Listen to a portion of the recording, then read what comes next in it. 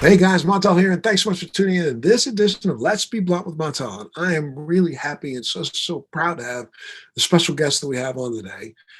She's a lady who is from Scotland, joining us all the way from Scotland to talk about cannabis and to talk about it in a way that I think a lot of us need to hear. I recently did an interview with the producer of a movie that's called Weediatrics, which is now available on Apple TV or Google Play, and you can pull it down. And this movie is about, what's happened here in the United States and what is happening here in the United States for lots of parents who have been utilizing cannabis as a medicinal agent for children suffering from a myriad of different disorders, who have in some cases had to result to becoming what we're calling cannabis refugees, literally travel all over the country to states that have legal cannabis programs to make sure that they can get medication for their children who seem to only respond to this as a medication. It's saving their lives. And the movie takes a really good hard look, not at cannabis as much as it takes a hard look at the parents and what they have been put through and what we continue to put them through for something as ignorant as having to make a choice between being legal in this country or breaking the law to save your child's life. As we dug into these stories, we started to hear about a story that was happening across the pond. And this is probably a story that's happening all over the world right now, where, there are parents who now have discovered in the quiver of medications that are available to maybe help their child who may be suffering from a myriad, again, of different childhood maladies, everything from seizures to spectrum disease to cancer. And it appears that cannabis is the only thing that works, because a lot of these parents have been down the road of 10, 15, 20 different medications, none of them solving the issue. And then they try cannabis in some form. And that doesn't necessarily mean, THC-laden cannabis. That means just cannabinoids in some form that seem to bring relief. And then they're faced with, a government or a local municipality that tries their best to thwart them at every step along the way from being able to have access to that medication. It's crazy. For the last 20 years, I have literally done everything I can do, I think, to help patients like myself have access to good quality medication in the form of cannabis medication. I've testified before legislatures all over America. I've testified and spoken all over the world in places like Israel and in Jamaica, in the UK, about the benefits of cannabis. And I would think that over 20 years, we would have reached a point in time where we recognize its viability and we attempt to make it easier, not harder, for patients to access a medication that works. Yet we're still caught up in the draconian, mores of the last 100 years. I mean, it was close to 100 years ago, in 1937, that the United States criminalized cannabis and hemp. And then the person who worked hard at doing that, Henry Anslinger, then worked for the next 50 years to push the rest of the world to agree, when the rest of the world didn't even understand why they were agreeing. And we passed a UN resolution, and then, Nixon passes his draconian laws that make cannabis a Schedule I drug and may force all allies and all the world to go along with us, stop the research of a plant-based medicine that could have by now been researched enough to prove its efficacy in a myriad of different maladies. And instead, We're now just starting to slowly trickle the truth out to the world. Yet caught up in that are all the patients that are still left on the battlefield trying to have access to medication. And that's why I'm so happy to have our guest with us today. She's a mother who lives in East Kilbride, Scotland, who has been tirelessly campaigning for the National Health Service funded prescription that her son desperately needs. Her 8-year-old son, Cole, was diagnosed with a rare form of severe epilepsy as a baby and suffered up to 20 seizures a day. Think about that for a second. If your child was suffering 20 seizures a day, you would do anything you could do to see if you can bring them some relief. This mother went the long haul, even allowed this young boy to have brain surgery. He's tried up to 20 different anti-epileptic drugs before he was prescribed the life-saving cannabis oil, which has helped him tremendously. And then all of a sudden, she gets hit by this pandemic, coronavirus pandemic worldwide, that has made it difficult in her home country to be able to afford the medication, since the fundraising nights that she was using have been put on hold because of social distancing. She can't hold the fundraising nights because this isn't something that's covered by her national health care.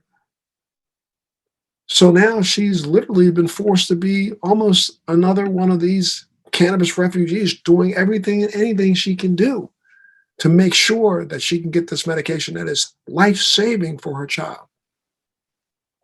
She's since been campaigning to have the cannabis oil and medicines provided to her and paid for by the NHS. But she continues to struggle with the bureaucracy of the Scottish government and NHS Scotland. Lisa Quarrell, thank you so much for being a part of Let's Be Blunt with Montel today. Thanks for coming on the show. Thank you so much for having me. I hope I kind of described that correctly, but I think it's a little hard, I think, for people here in the United States to understand your healthcare system, one. Number two, we are kind of looking at this, though we're looking at it in the faces of a mirror between each other. But I will tell you that there are people here in the United States that I think probably view cannabis differently than people in Scotland. So let's go way back for a minute, and let's just kind of, before we dig in real deep to specifically what's going on with Cole, give me an idea of what the landscape has been about cannabis in Scotland for the last 20 years. From my own point of view, cannabis is illegal. It was a demonized drug that caused psychosis, severe mental health problems. It was a kind of gateway drug to more serious drugs. I was a police officer for 10 years. And as a police officer, my own views were very much that. I had tunnel vision to what we were taught to believe that cannabis was. So, yeah, I don't think it has a very good, even just using the word cannabis, even the word, the picture of a cannabis leaf is frowned upon.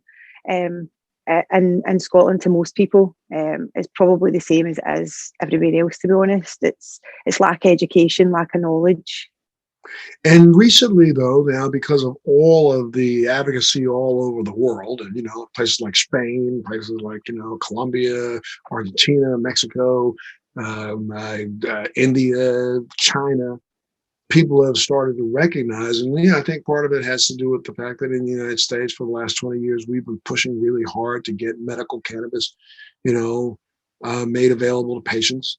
And several states in the United States have come on board. So people's attitudes here in the United States over the course of, let me tell you, the last 20 years have gone from less than 40% of the people in the country thinking that cannabis was a viable medicine to now well over 80% of people believe that it is truly a medication.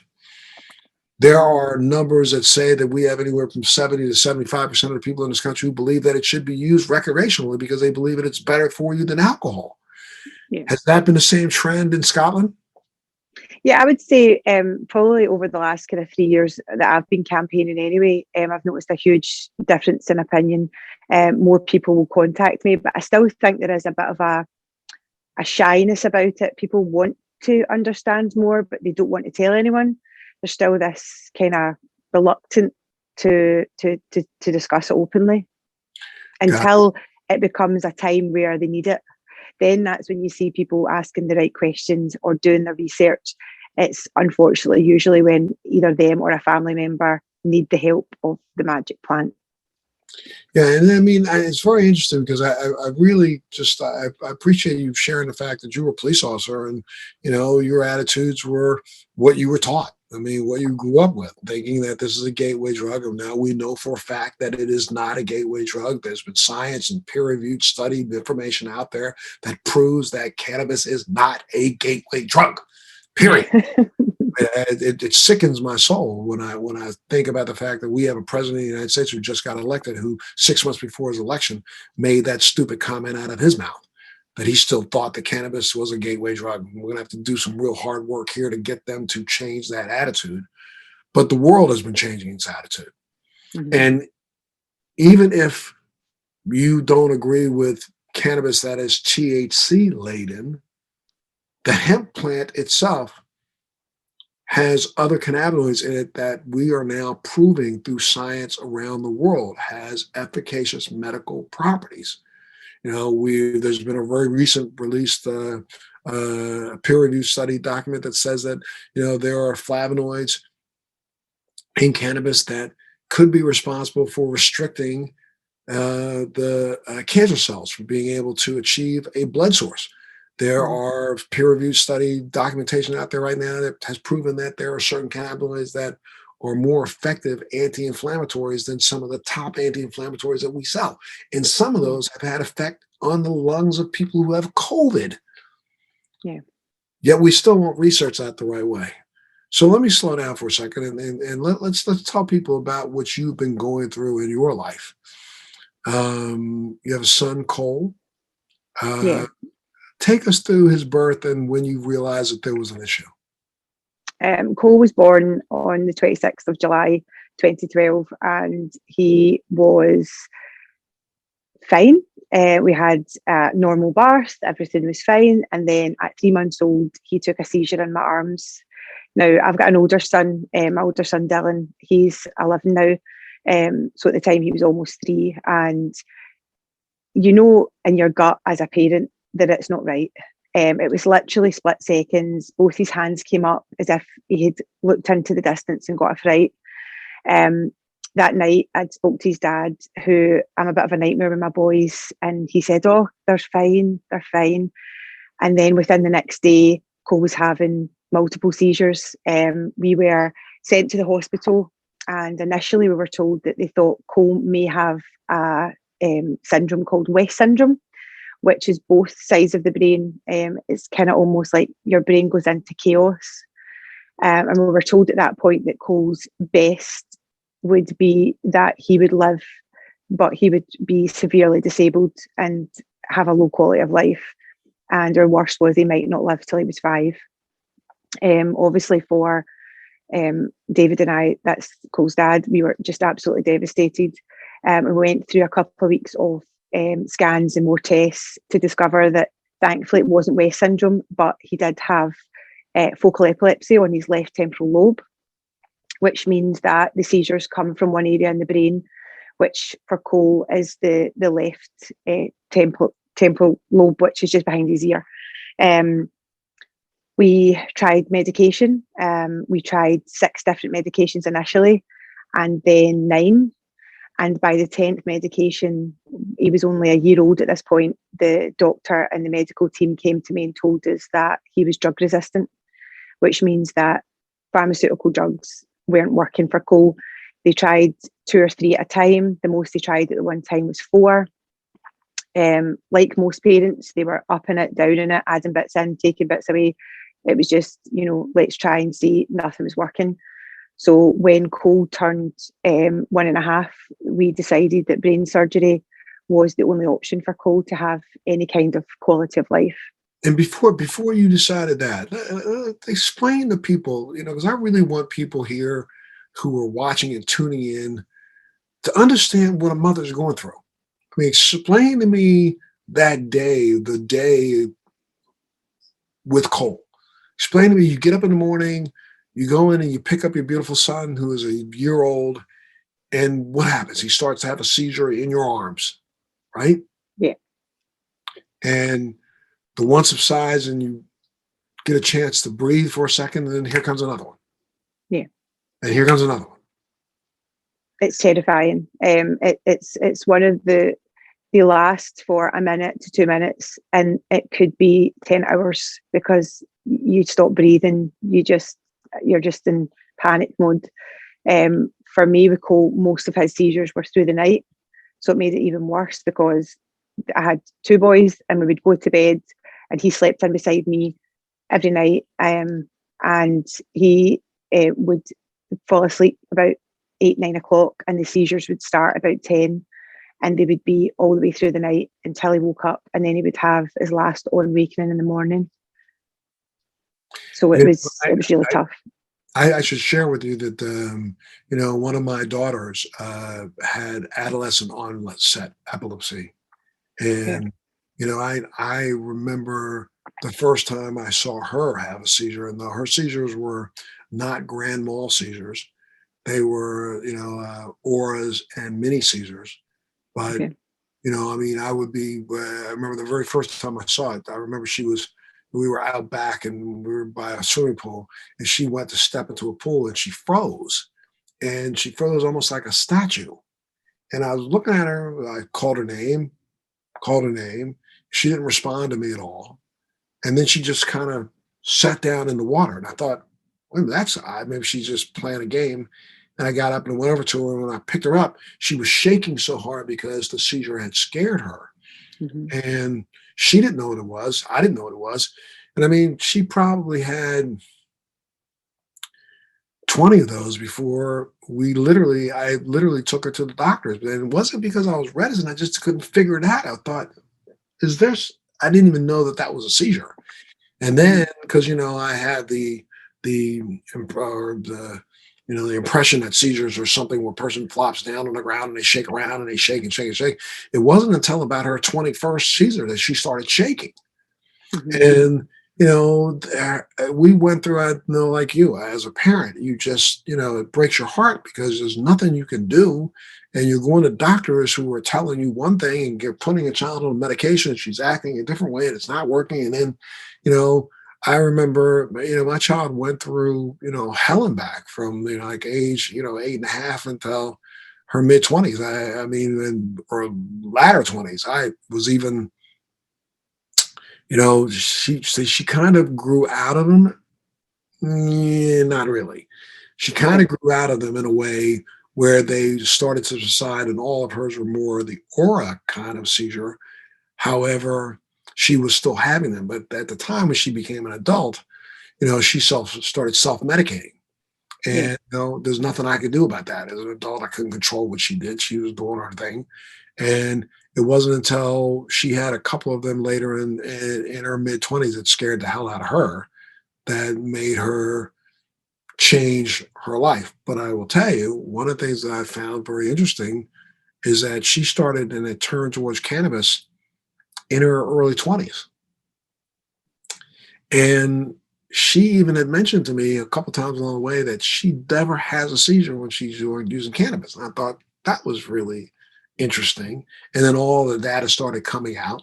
But I got to tell you, the very last time she had one where I was with her, she's in her mid 30s now, but it was about 7, 8 years ago, where we went to we did a amusement park ride. And I remember reading the information on the amusement park ride. It says if you happen to be a person who suffers from seizures or other things, this may not be something that you want to do.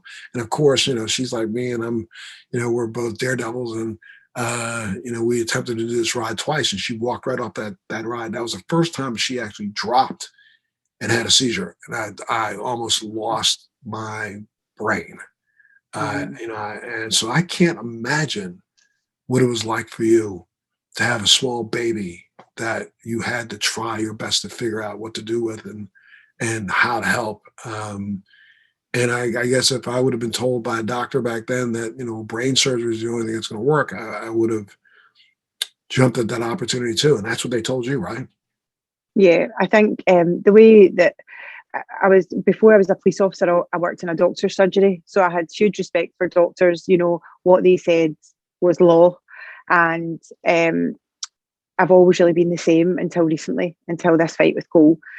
So when they said there's nothing else we can do for Cole other than brain surgery, we're going to perform a lesionectomy on the left temporal lobe and remove a 2 centimetre cube area of his brain, and hope that works. There is a chance that it won't work, and if it doesn't, he would need a second surgery, but the second surgery is a lot more dangerous and comes with higher risks.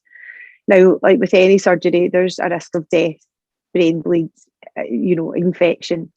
Thankfully, Cole's surgery went well in the way that he didn't die and he didn't get any infections. He had surgery in Edinburgh. They removed the part of the brain where they believed the seizures were starting. And after surgery, he was 6 months seizure free. So we thought that was it. But unfortunately, after the 6 months, seizures came back. And the first year, he only had maybe 1 or 2 a month after the 6 month break. But by the following year, they were back, and they were just coming back faster and faster. And again, they were putting him on all kinds of different medications at this point in time. Yeah, he just I'm what sorry. they said was Go ahead. what they said was we're going to retry all the medications he had already tried. His father and I didn't agree with that because we said, well, no, because all the drugs that he had previously caused either side effects or didn't work.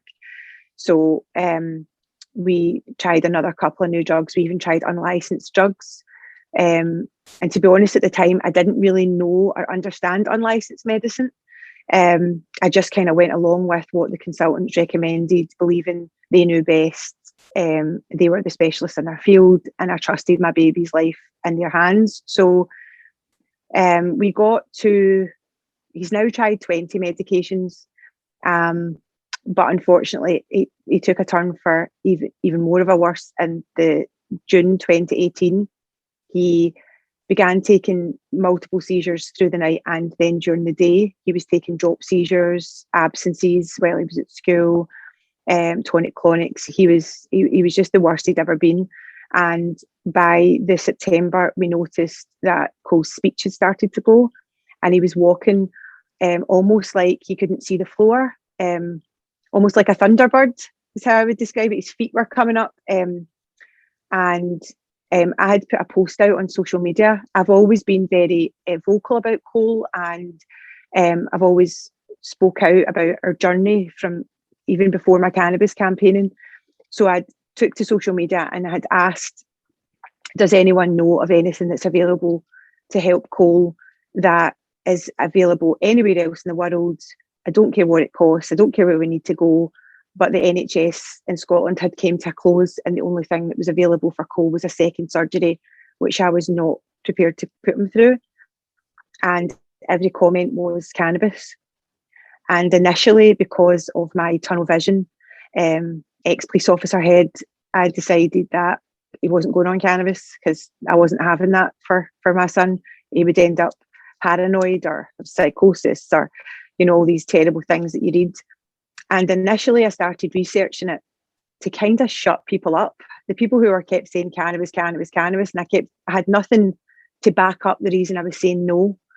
So I researched to find the reasons to back myself up of what I believed, and quickly learned that actually I was wrong, massively wrong, and that everything that I had ever been told about cannabis was lies. And the more I researched, the more I found that the only things that were said negative about cannabis were mostly from pharmaceutical companies that were set to gain from cannabis ever being legalised. So I then went to a couple of seminars, and I seen Professor Mike Barnes, and and Professor Powie, who are both massive in the UK and experts in their fields, and both deal with cannabis. And then I read more stories about other parents that had used it on their children. I contacted them through social media. And once I thought that I had everything written down, everything, the knowledge I needed, I went back to Quarles consultant and said, I don't want to do brain surgery. I'm not prepared to sign a bit of paper that would put my son in a wheelchair for the rest of his life. At this point, even though Quarles' balance was going and his speech was going, I had a 6-year-old boy that was active, played football every Sunday, rode a 2-wheeler bike with no stabilisers. He was a weird daredevil and full of beans. And I just wasn't prepared to put my son in a wheelchair. I just couldn't do it. So I was told to stop my nonsense. It was media propaganda. And that if I continued with my nonsense, Cole could deteriorate and die. And that surgery was his only future. So he's at this point in time, Cole's what, 5 years old right then, right? About 5 years old. Six. And let me ask you a question just so we understand now. After his first surgery, which was 1.5, 2.5. 2.5, how was his development? Because you just talked about you got a little boy who was really just a really active little boy. Did he continue to develop, on par with the rest of his age group? No, Cole's always had a development delay of about 1.5 to 2 years. And a lot of the medication he was prescribed did not help that in the slightest. The lack of school because of the amount of seizures he was having, hospital time. He was in and out of hospital. He wasn't getting a good night's sleep, so he wasn't learning the next day. He was sleeping most of the day. So his development was massively affected and still is. Okay. And so, at this point in time, he's 6. They're telling you he's got to have surgery. You're wrong. All this information you're reading is wrong. But did that, here's the question I have. GW Pharmaceutical has already been approved, had been approved in the UK at that point in time. GW was one of the first, companies, international pharmaceutical companies that literally was a proponent of cannabis and a proponent of cannabis oil for a myriad of symptoms. Did that not affect the doctors that you were talking to? No. So when I first approached the doctors about cannabis oil, GW Pharmaceuticals had a product called Sativex that was for adults. It's not for children with epilepsy.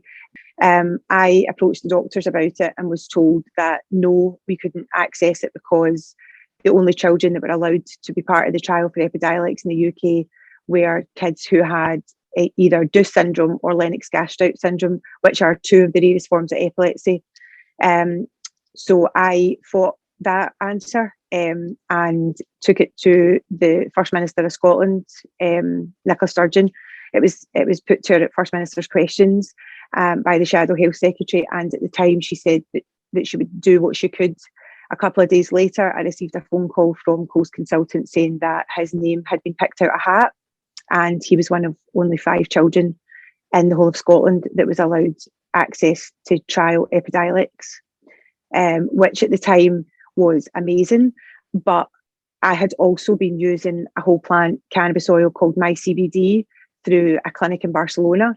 It was completely legal, but it did have a small amount of THC in it, and it was a whole plant. It wasn't an isolate.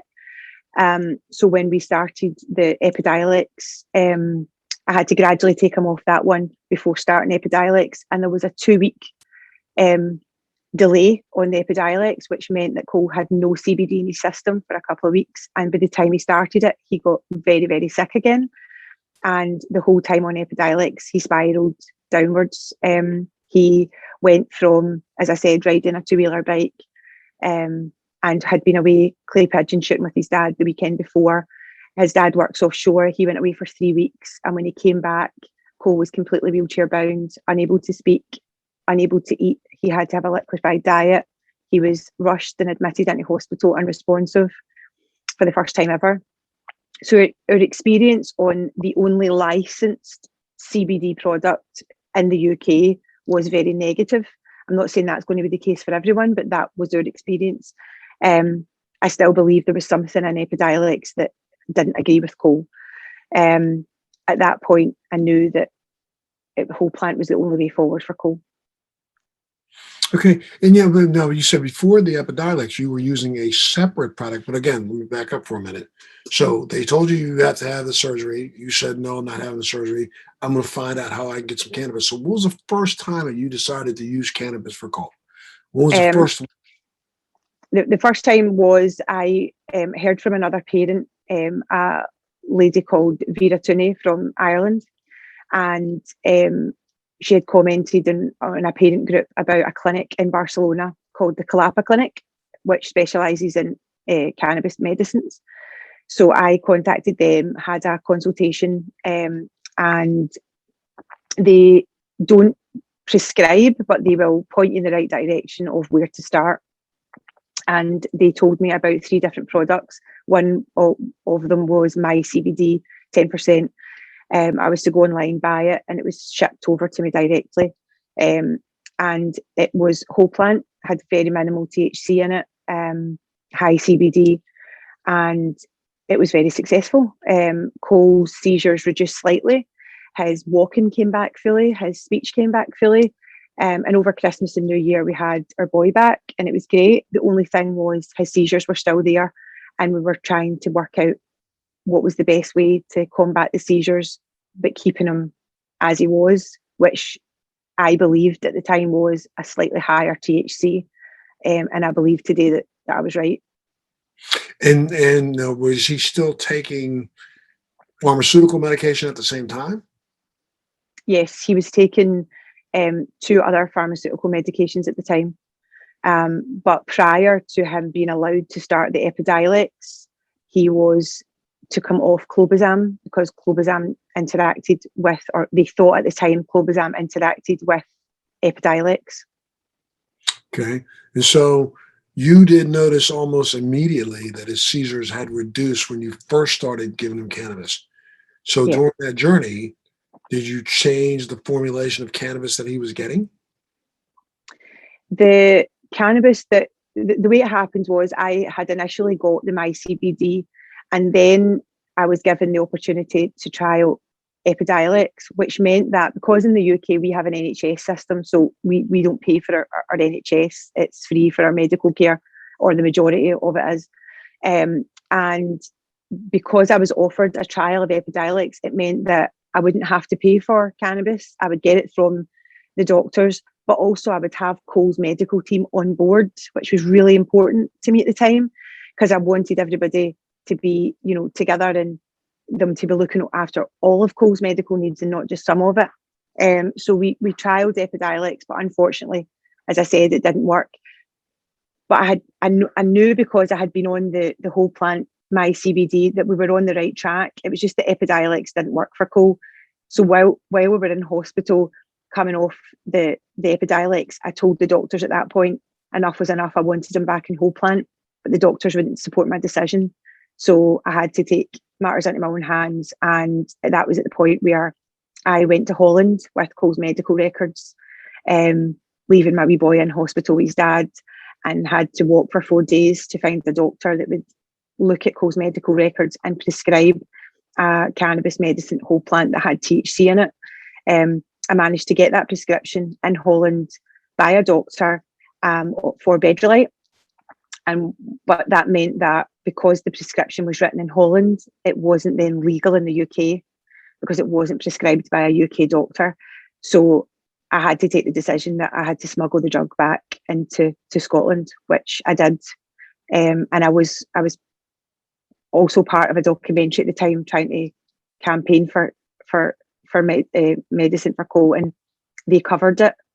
So it was then published in May, and I was kind of outed, if you like, that I had smuggled cannabis oil into the UK and into Scotland for my wee boy, and I was investigated. And put a target on your back. Yeah. And now, did you have enough of it, at least, that it made? Did you notice that made a difference? Oh, huge. Cole got Bedrolite towards the end of March, and bearing in mind he was in a wheelchair at this point, he had no quality of life. He was seizing all day. He was unable to go to school. The school had decided that, they had to put adaptions in. As his parents, we had thought there's no way he's going to make it back to mainstream school education. It was heartbreaking. I broke down a number of occasions. At one point in the hospital, I was in the toilet hiding from him, breaking my heart. And all I could think of was, if anything comes back, please give him his voice back, because I miss hearing my wee boy's voice. I miss being able to understand him. I couldn't understand him. He could understand me fine, but the wee soul, I couldn't understand the word he was saying, and it was so difficult. And seeing, he just looked absolutely heartbroken behind his eyes, and he'd lost so much weight. He was just, oh, it was horrible. And from that point, even watching the consultant that's known him since he was 3 months old put his head in his hands and say, I don't know. That's what he said. I don't know. I've never seen anything like it. I've never seen a child deteriorate so fast with nothing, because we'd done lumbar punctures, we'd done CT scans, MRI scans. He had had extensive bloods, urines, everything checked, and nothing was showing up as to why he was deteriorating so badly. And the only change in him at that point was the fact that he'd went on Epidiolex. So for me to then put him on cannabis, but at that point as a parent, it's terrifying, because you're on your own. Not only are you having to find the money to access it, smuggle it into Scotland. So you're, as a ex-police officer, I was a police officer for 10 years. I have to commit a crime. And then I'm on my own in the house with a child that I'm about to give cannabis oil to. My gut's telling me this is going to work, but my head's thinking, if this goes wrong, Lisa, you could have your children taken off you. And it's terrifying. And there was no support. We had support from Holland, but they're far away. And I had support from the cannabis world, especially the experts. They were amazing. But thankfully, I trusted my gut, and it worked. And Cole went from being that lost wee soul in a bed to running into school on the 11th of April. And I've got daily footage of him deteriorating, and daily footage of him coming back, his voice coming back, his being able to stand for the first time. My downstairs kitchen is all tiles, and I remember the first day he stood up acting smart, and I was terrified. Because I was a bit away from him, and I was thinking, please don't fall, because you'll burst your face open. And I was going, just wait there. And they just kept doing it until eventually I got my camera out and videoed it and sent it to his dad and was like, look, he's coming back. And then he started walking again. His talking was back. And then, as I said, by the 11th of April, he was running into school. Even the teachers burst into tears when they seen him. It was incredible. And what did the doctors say? What did the doctors, who now recognize that what they were giving him wasn't working, but now you found something that was working, what did those doctors say? That's a really upsetting bit for me, because bearing in mind, Cole's medical team has been in my life since Cole was 3 months old. So I've pretty much been there the whole time. And he was on holiday. And so he hadn't seen Cole since he was at his very worst. And I couldn't wait for him to come back and for our next appointment, so that I could show how well Cole had done, and this miracle that had happened. And I went in, and he barely lifted his head off the bit of paper and said, yeah, that'll be the phenytoin, which was the other drug that he was prescribed while he was in hospital. And I kind of took a sit back, and I said, really? You think this is phenytoin? Phenytoin's got no scientific evidence that it heals any part of the body. In fact, it's a very toxic drug. It causes all sorts of problems. Why would you think that this drug is what's caused my wee boy to go from being in a wheelchair to running into your office in the number of weeks? And he just refused to accept it, and still does. That's absolutely insane. And I'm sure that's one doctor, but I mean, what if some of the others, you say you got support from some of the cannabis doctors, what are they saying? This is what's actually changed his life, right? Yeah. We during the kind of bedrelite, when I was going to Holland and coming back, finally, we were first prescribed in Holland in March, and in May, the 2019, Cole was finally given a private prescription in the UK by a doctor in London. And when I took Cole's medical records there, Cole was with me, and the doctor couldn't believe the change in him. The doctor actually cried, and like I showed the footage of before and after, and they couldn't understand why Cole's own consultant through the NHS couldn't see what everybody else could see. And for me, it was a big deal because it was the first time in the UK that a doctor had acknowledged what I'd done was the right decision for Cole, and I felt like, yep, finally somebody sees what I see. All my friends and family could see it. All the people round about, his school, his epilepsy nurse, his OT, his physiotherapy, speech and language, they all couldn't believe it because they were supposed to be working with him intensive therapy for a year. And within a month, they had all pretty much backed off. Speech and language had signed them off. Physiotherapy had signed them off. OT were still working with him in school. But there was no intensive therapy. He doesn't get intensive therapy anymore because he doesn't need it. And, we had him 18 months seizure free. So now, right now, again, what happened recently, I guess, is that, you did get a prescription for the right drug in the UK, but it's only for a 6-month window. Is that right? Yeah. We have, Bedrolite is still prescribed privately, so I have to pay £1,000 every month for it. But You have to pay because what? of £1,000 every month. Which for most of the people at home don't know. I don't know what the exchange rate is right now, but that's about what, $1,300, $1,400 US? Yeah, something like that. Yeah. Mm-hmm. So we have to pay for it every month, and also the problem with Brexit because the drug is produced and we're no longer in the EU. So we are trying to find a way that Bedrolite will still be available after June or July, but at the moment we only have that short window.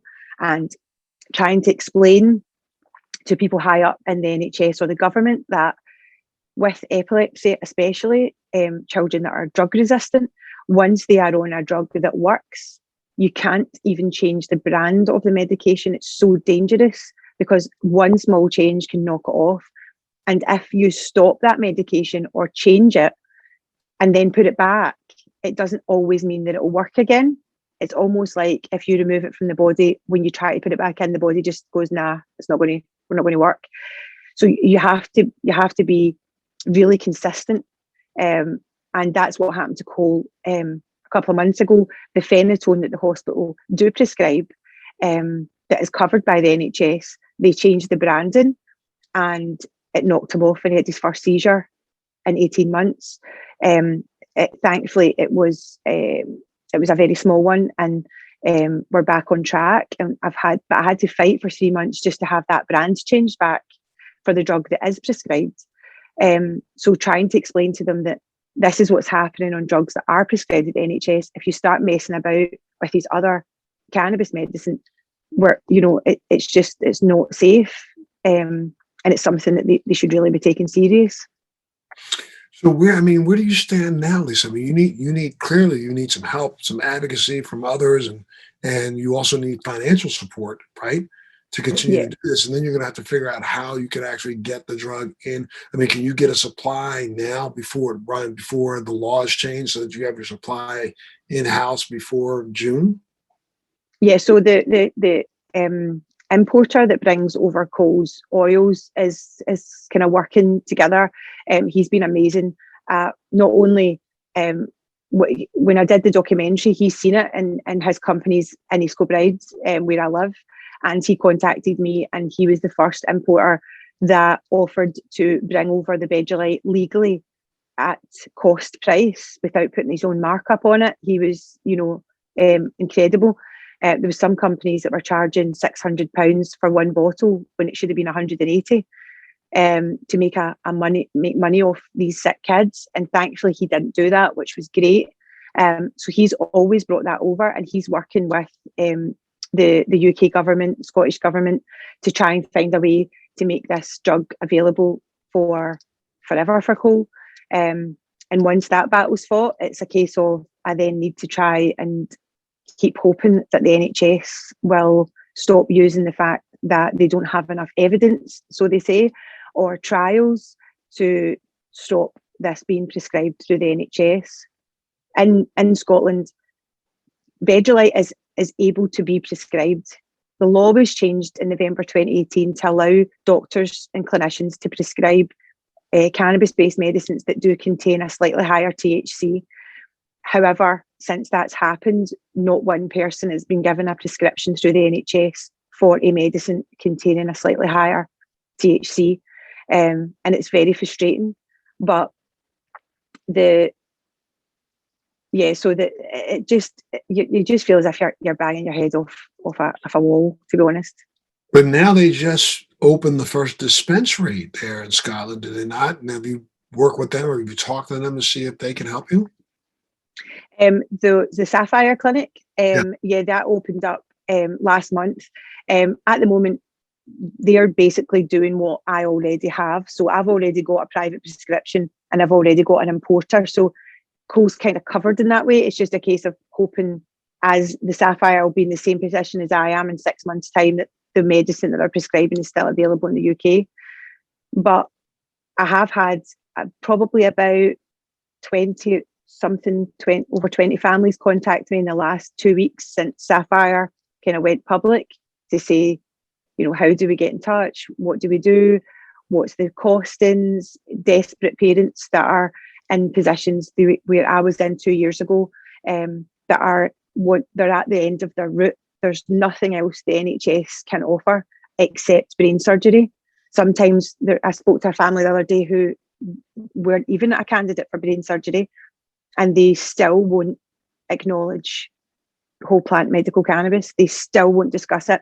They would rather brain surgery than allow the kids to try plant medicine.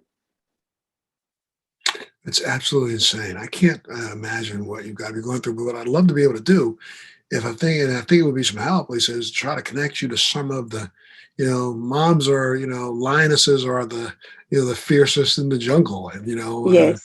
and when it comes to taking care of your kids, there are several different women who have literally been hard chargers here in the United States. I'd love to be able to connect you with them. Maybe they can share some of their stories with you so that you can figure out how you can get that same kind of a movement going in Scotland. Yeah, that would be amazing. I think that would be amazing.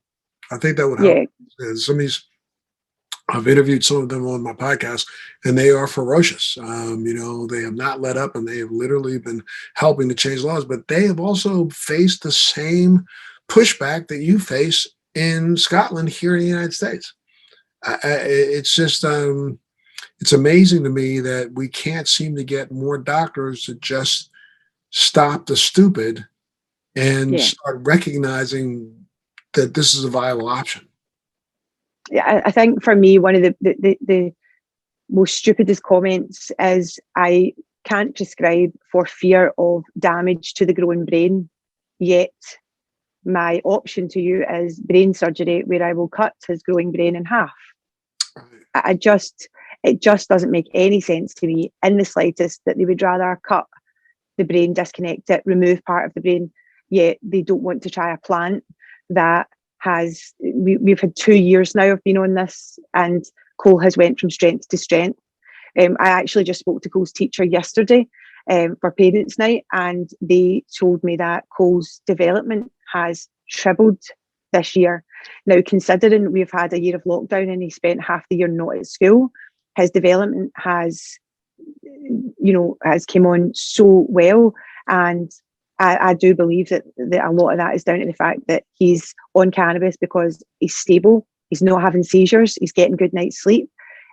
Everything just falls into place, but they just won't see it. They're blinded by guidelines, very restrictive guidelines in the UK. And there seems to be a barrier up for us parents that we're not allowed to challenge these people or change their decisions. Oh my goodness. Well, look, do you have a website, or do you have a GoFundMe page, or do you have something like that we can put up right now for here in the United States? Because I bet you we could probably help you. I know here a lot of fundraising changed from being face to face to now is being done, virtually. And so I'd love to be able to do that for you. So throw out your website. I don't have a website, but I do have a GoFundMe. They can either get me on my Facebook, which is just Lisa Quarrell, which is public. You can see a lot of the stuff that I write about Cole. Cole's GoFundMe is, I think it's Save Cole's, I can't even remember the name of it, Cole's Medicine or something. If they go to GoFundMe and type in Cole Thompson, it'll come up. Cool. Type in Cole Johnson? Cole Thompson. Thompson, I'm sorry. Thompson with no P. Okay. Type in Cole Thompson, it'll come up with no P, or type in Lisa Quarrell, right? Yeah. And, I'm going to ask all of our viewers here at Let's Be Blunt with Montel to see if they can dig deep. I mean, every penny helps. So, send it over. So much. That would really, really, really help her a lot. And Lisa, I tell you, I'd love to keep, track of you and find out what's going on and hear about how well Cole continues to do. So we'd love to have you back at some point in time. And, you're home here if you want, okay? Thank you so much. I really appreciate it. Yes, ma'am. And thank you so much for tuning in to this edition of Let's Be Blunt with Montel. Thanks for joining me on Let's Be Blunt with Montel. Please make sure you're subscribed and hit the bell to be notified when new episodes post each week. We'd love to hear your feedback also, so please send us your comments.